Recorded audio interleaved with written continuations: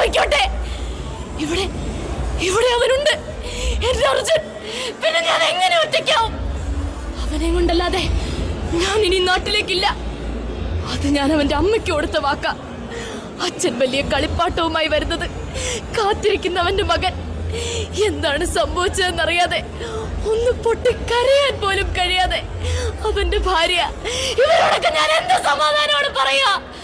ഇല്ല, ഇവിടെ കിടന്ന് മരിക്കേണ്ടി വന്നാലും അവനെ കൊണ്ടല്ലാതെ ഞാൻ ഇനി നാട്ടിലേക്കില്ല. അർജുൻ, നീ എവിടെയാ? നീ എവിടെയാ? വേദിയിലിരിക്കുന്ന വിശിഷ്ട വ്യക്തികളെ, ഞാനൊരു വഴിയാത്രക്കാരി. ഇതുവഴി പോയപ്പോൾ ഒന്ന് കയറി എന്നേ ഉള്ളൂ. സ്ഥലം മാറിപ്പോകുന്ന ഉദ്യോഗസ്ഥന്റെ പേരിൽ കുറച്ച് ആരോപണങ്ങൾ ലഭിച്ചിട്ടുണ്ട്. കഴിഞ്ഞ 2-3 ദിവസങ്ങളിലായി ഒരു പെട്രോൾ പമ്പിന്റെ NOC സംബന്ധിച്ച കാര്യത്തിനായി ഞാൻ ഈ ഉദ്യോഗസ്ഥനെ വിളിക്കുകയുണ്ടായി. അപ്പോഴെല്ലാം ലാൻഡ് വെരിഫിക്കേഷൻ കഴിഞ്ഞിട്ടില്ല എന്ന തൃപ്തികരമല്ലാത്ത മറുപടിയാണ് എനിക്ക് ലഭിച്ചത്. പക്ഷേ ഇന്നലെ ഞാൻ അപേക്ഷകനെ കണ്ടപ്പോൾ പറഞ്ഞത് NOC ശരിയാക്കി കിട്ടിയെന്ന്. അതെങ്ങനെ ശരിയാക്കി കിട്ടിയെന്ന് എനിക്ക് മനസ്സിലായി. 2 ദിവസം, വെറും 2 ദിവസം മാത്രം മതി തെളിവുകൾ സഹിതം പുറത്തു വരാൻ. സ്ഥലം മാറിപ്പോകുന്ന ഉദ്യോഗസ്ഥനോട് എനിക്കൊന്നേ പറയാനുള്ളൂ, പുതിയ ജില്ലയിലെങ്കിലും താങ്കൾ ജോലിക്ക് കയറുമ്പോൾ ഇതുപോലെയാകരുത്. ഞാൻ എന്തിനി ജീവിക്കണം?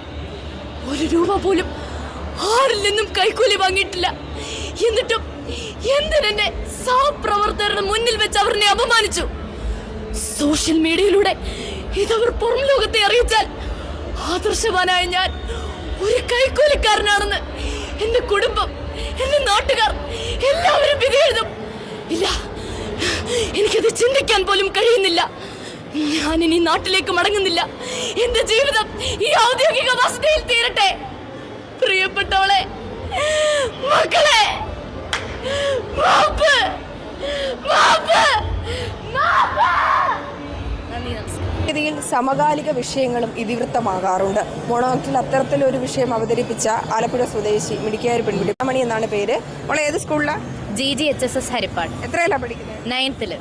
അപ്പോൾ മോണോ ആക്ടിന് A ഗ്രേഡ് കിട്ടിയിരിക്കുകയാണ്. ആദ്യമേ അഭിനന്ദനങ്ങൾ. Thank you. അപ്പോൾ